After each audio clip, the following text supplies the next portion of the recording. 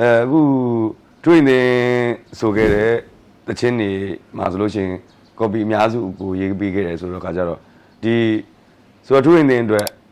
ရေးပေးခဲ့တဲ့အုံကျူးဆိုရင်ဘယ်နှပုတ်လောက်ရှိခဲ့ပေါ့ပထမတော့ခုနပြောတဲ့လီလင်းချင်းလမ်းမများကိုသူရေးပေးပြတယ်နောက်တစ်ခါကျတော့ဒီဒါရိုက်တာမောင်မျိုးမင်းအတွက်ကဟိုဇောင်းဝင်တေးနှစ်ပုတ်ကိုရုပ်ရှင်ထဲမှာမသုံးပြပဲနဲ့ဖြစ်တဲ့ခါကျတော့သူ့ကိုတူနိုင်မဲ့ယတနာပေါ့နော်တူနိုင်မဲ့ယတနာတခြင်းသူဆိုပြတယ်အဲ့တော့အဲ့ဒါလည်းစုံးမှတော့ပြီးတော့ခုနပြောတဲ့နှုတ်ဆက်တေးပေါ့နော်နှုတ်ဆက်တေးကလည်းသူ့ album တော့ပဲသူ့တက်ရည်ရွယ်ပြီးတော့ရေးတဲ့ဟာနောက်ကြမှာပဲထွက်ဖြစ်တယ်နောက်တစ်ခါကျတော့ तू ကခုနအောင်ဘူးဆိုထားတဲ့မှန်နံရံများကို तू ကကြိုက်လို့ तू ပြန်ဆိုတယ်ပေါ့ဆိုတော့ तू နဲ့ကတော့ကိုယ်ပိုင်တန်အဲ့လေးဖို့လောက်ပဲ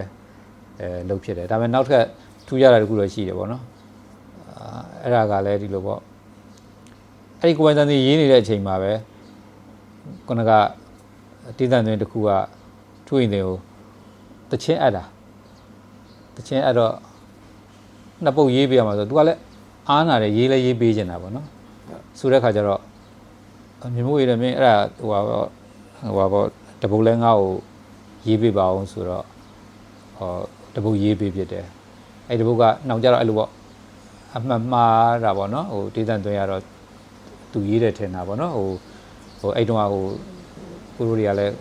တုတ်နေလောက်ကြတာပေါ့နော်အဲ့ဒီတခြင်းလေးတပုတ်ကပါလဲဆိုတော့အခု sign not lab ဆိုတဲ့တခြင်းအမှဖြစ်လာတယ်အချစ်တင်ခဲ့တာအဲ့ဒါကအဲ့ဒီမြန်မာနိုင်ငံရဲ့ပထမဆုံးဇလန်တွဲ TV ဇလန်တွဲရဲ့တင်းဆောင်ပေါ့ဟုတ်ကဲ့အဲ့မလိုက်ခင် TV ဇလန်တွဲမှမရှိဘူးပေါ့နော်အဲ့တော့အချစ်တင်ခဲ့တာဝိထက်ဆိုတဲ့ချင်းဟုတ်ကဲ့အဲ့တော့အဲ့ဒီချင်းလေးနဲ့ဖြစ်တယ်နောက်တစ်ခါကျပန်းနုသွေးအထိလဲတခြားလူတွေဇာကားမရှိသေးဘူးပန်းနုသွေးကလည်းဒုတိယကားပဲတင်တယ်ဟုတ်ကဲ့အဲ့ဒီမှာကိုကအဲ့အိမ်မက်ထဲကအလားဆုံးနေဆိုတာဂျူဝဲဆိုတယ်ပေါ့အဲ့ဒီချင်းလေးဆိုဖြစ်တယ်နောက်တစ်ခါကျတော့အဲ့ဒီ sign not လက်ရဲ့ book 2မှာချူကျော်သိန်းဆိုတဲ့လွတ်မြောက်ခွင့်ပေးပါတော့ပါတော့အဲ့ဒါနဲ့ခုနဇလန်ရွဲချင်းနေမှာကိုကတော်တော်များများရေးခဲ့လိုက်တယ်အဲ့တော့အဲ့ဒါက MRT4 ဇလန်ရွဲတွေမှာနောက်ကျတော့ဟိုမူကောင်းကအိမ်မက်ဆိုတဲ့ဇာကားတခုသူတို့ပေါက်တယ်လေဟုတ်ကဲ့ဇလန်ရွဲပေါက်တာကအဲ့မှာဟိုဒီနေ့နဲ့မနေ့ဖန်ဆိုတာလူတချင်းလေးတွေကိုဟိုရေးဖြစ်တယ်နောက်တစ်ခါကျတော့အောင်ထက်နဲ့ကပွေးလာတော့မနေ့ဖန်ဒါရိုက်တာဦးငင်းမင်းရိုက်တာအဲ့ဒါဆိုလဲအဲ့ပွေးလာတော့မနေ့ဖန်ကလည်းဒါဇက်ဝင်တေးပဲပေါ့နော်ဇက်ဝင်တေးပဲအဲ့ဒါရေးပြတယ်နောက်ကြတော့လေဟိုအောင်မြင်တဲ့ရှင်းလေးကတော့ဟိုကဒါလည်းရေးပြဒေါင်းရင်များမှာဒေါင်းတိုင်းမှာစာရေးထားတယ်ဆိုတဲ့ဟာဆုထက်လိုင်းဆိုရပေါ့နော်အဲ့တော့အဲ့ဇလန်တွဲတချင်းတော်များနောက်အရေးဇလန်တွဲကလည်းဂျူဝဲကအရေးဆိုချင်းနဲ့ပြီးတော့လောင်းရင်ပြီးတော့အချစ်ကထက်နေကြီးနဲ့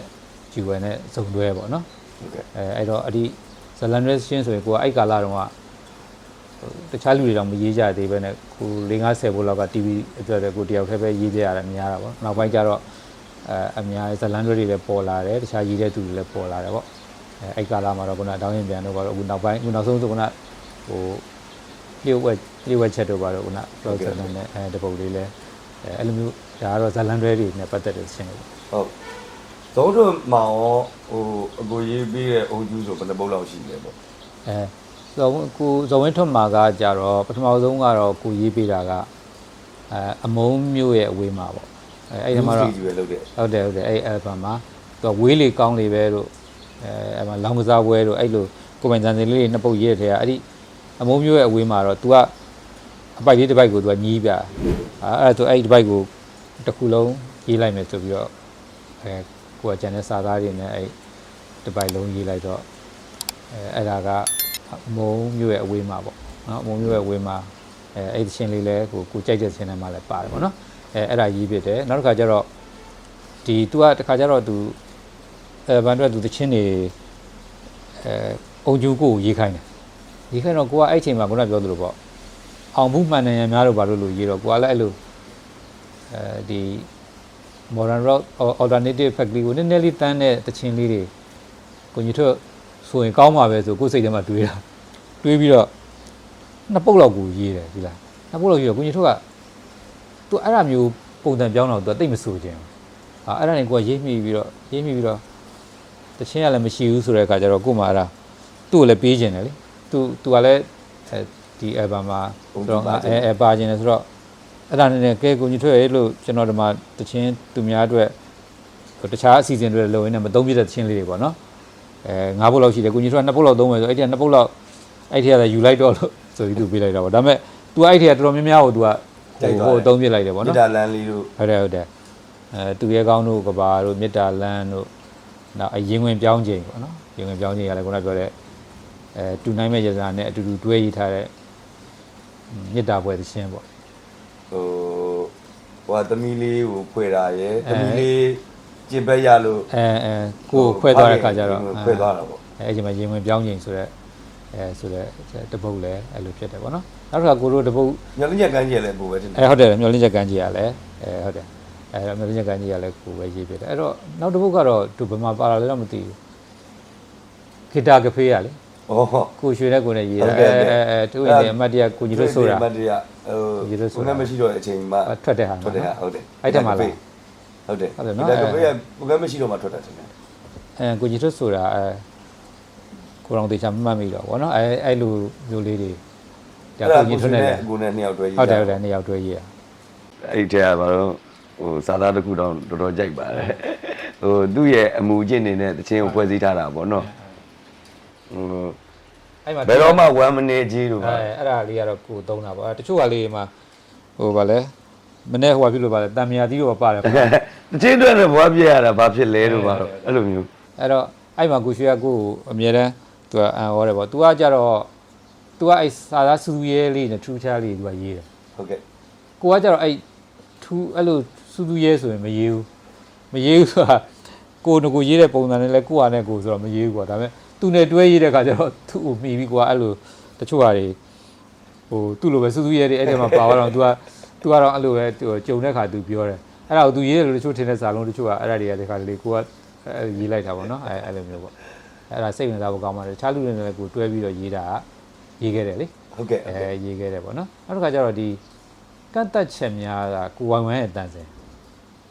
ကိုဝိုင်ဝမ်ရဲ့တန်စင်ကိုတချို့တွေကအဲ့ဒါကိုတရုတ်ကော်ပီချင်းထင်မှာပေါ့နော်ကိုဝိုင်ဝမ်ရဲ့တန်စင်ကိုကတ်တက်ချက်များနဲ့အဲ့ဒီအဲ့ဒါလည်းအုံကျူပဲပေါ့အဲ့ဒါလေးလည်းအုံကျူပေါ့နော်အရန်လည်းပြိတ္တတွေကြက်ခဲ့တယ်ထင်ပါတယ်ဟုတ်တယ်ခုနကလို့ဒီကိုငယ်လဲဆိုခဲ့တယ်ဖြူချော်တယ်လဲဆိုခဲ့တယ်မူရင်းဆိုတော့အောင်ဘူးပေါ့လေသူဆိုတဲ့မှန်နိုင်အများဆိုရင်ဒါကြပြားနေဖြစ်တဲ့တခြင်းအဲ့လိုမျိုးအခုရေးခဲ့တဲ့ကြပြားတွေကနေပြီးတော့တခြင်းဖြစ်ခဲ့တာဘယ်နှပုတ်လောက်ရှိတယ်ပေါ့အဲ့ဒါနည်းပါတယ်ကိုကတက်စီပဲကိုကခွဲပြီးတော့ဟိုဖြစ်တယ်ပေါ့နော်အဲ့ဒီခါကျတော့ကိုဟိုပေါ့တချို့ကဆိုရင်တော့အန်ဟောတယ်ကိုကဒီတယောက်ရေးရင်ပုံစံတစ်မျိုးဒီတယောက်ဆိုရင်တစ်မျိုးပေါ့နော်ပြီးတော့ရေးတဲ့ကြပြားတွေတုန်းကကြပြားတွေကိုတချင်းကြတော့တစ်မျိုးဖြစ်နေပေါ့နော်ထားပါတော့ကိုကအမဲလိုက်ကဆိုရင်ကိုရဲ့ဒီစကပြေကြပြားပေါ့နော်အဲ့ဒါဟုတ်တယ်အဲ့ဒါကိုဒီ46လမ်းမှာတုန်းကဇော်လက်ကမောင်ဇော်လက်ကသူကအကူတဲ့အဲ့တချင်းအဲ့ဒါကိုကျွန်တော်တချင်းရေးခြင်းလို့ရေးလို့ဆိုပြီးကျွန်တော်တကယ်ဆိုရင်တော့တချို့ဆိုရင်ကိုကအဲ့ဒီလိုကြပြားတွေရေးထားအဲ့ကြပြားတွေကိုအခြေခံတဲ့အမဲလိုက်ကတချင်းမျိုးကကိုရေးမယ်လို့ထင်ပါပါเนาะဒါပေမဲ့အဲ့အမျိုးအစားတို့ဘာလို့ကိုကလည်းတိတ်ပြီးတော့အရန်ကြီးကိုနဲ့မလိုက်ဘူးရော့အုပ်စုတွေကိုလည်းကိုနဲ့လိုက်တယ်လို့ကိုကတိတ်မထင်ဘူးဆိုတဲ့ခါကျတော့ကြပြားထဲမှာကြပြားတွေကတတ်ပဲတချင်းရေးကြတော့ကိုကတခြားဟာတွေပဲရေးဖြစ်တယ်ပေါ့နော်အဲ့တော့ထူးခြားအဲ့ထဲမှာခုနလိုမှန်တယ်အများကြပြားကိုပြန်ပြီးတော့ရေးဖြစ်တာတော့မှန်တယ်အများရေးဖြစ်တယ်ကန့်သက်ချက်များပဲဖြစ်စေခုနပြောလို့အမုန်းဖွဲ့တီးပဲဖြစ်စေတောင်းရမြဘုံတွေမှာစာရေးလို့ထားခဲ့ခြင်းပဲဖြစ်စေအကူရေးတဲ့အုံကျူးလေးတွေကိုတတ်မတ်နှစ်သက်တဲ့အပေးတယ်ဆိုတဲ့ပြည်သက်တွေကိုလည်းအမှတ်တရစကားလေးပြောပြပါဦးဟုတ်ကဲ့တခါကြတော့ဒီတချင်းနေဆိုတာကတော့ပြည်သက်နဲ့ဖန်တီးသူနဲ့ခံစားသူနဲ့ဖန်တီးသူနဲ့ချိတ်ဆက်မှုပေါ့နော်ဒီအချိတ်ဆက်ကဟိုခေတ်တစ်ခုမှာပို့ပြီးတော့ညှိပဲမဲ့ခေတ်တစ်ခုမှာပို့ဝေးသွားတဲ့ဟာမျိုးလည်းရှိတာပေါ့နော်ဥပမာဆိုရင်ကိုတို့အဲ့ဒီIC အဆိုတော်တွေနဲ့ကိုတို့ရေးတဲ့ကာလတွေပါလေဆိုရင်ဘယ်သချင်းရေးလိုက် ပေးသက်ပေါက်ဖို့အောင်မြင်ဖို့ဆိုတော့လွယ်တယ်လေသူတို့ကလည်းအပြည့်အဝသူတို့လည်းအရန်အားပေးကြတော့ဒါမျိုးထိရောက်တယ်ဒါပေမဲ့ကာလကြာလာတဲ့ခါမှာဂီတပုံစံတွေလည်းပြောင်းလာတဲ့ခါကျတော့ကိုတို့ရေးတဲ့အဟံကိုပေးသက်နဲ့ချိတ်ဆက်မှုတွေတဖြည်းဖြည်းဝေးသွားတယ်ရှိတချို့ဆိုရင်လုံးဝပြတ်တောက်သွားတာမျိုးတောင်ရှိကြတယ်ပေါ့နော်အဲ့တော့ကိုတို့ကလည်းဒီဘက်မှာတော့တခါလေလဲဟိုလူငယ်စံတန်မျိုးလေးတွေရေးပြီးတော့ဟိုပါပေါ့နော်ဟိုချိတ်မိသွားတာလေးတွေရှိပေမဲ့အမှားထားတော့ဒေါင်းရင်မြန်ပဲဖြစ်စေခုနအဖြူအောင်တက်ကြရပဲဖြစ်စေပေါ့နော်ခုနအချစ်ကြောင်လားမင်းကြောင်လားပဲဖြစ်စေပြည်သက်နည်းနည်းလေးကြိုက်တဲ့ချင်းမျိုးတွေဖြစ်လာလို့ရှိရင်ပို့ပြီးတော့ဝမ်းသာတာပေါ့ဒါခဲစစ်အချိန်ပဲလေဒီချိန်မျိုးမှာကိုတို့လိုအသက်အရွယ်ရေးတဲ့ဒီရေးချင်းတပုတ်ကိုလည်းပြည်သက်မှတ်မိ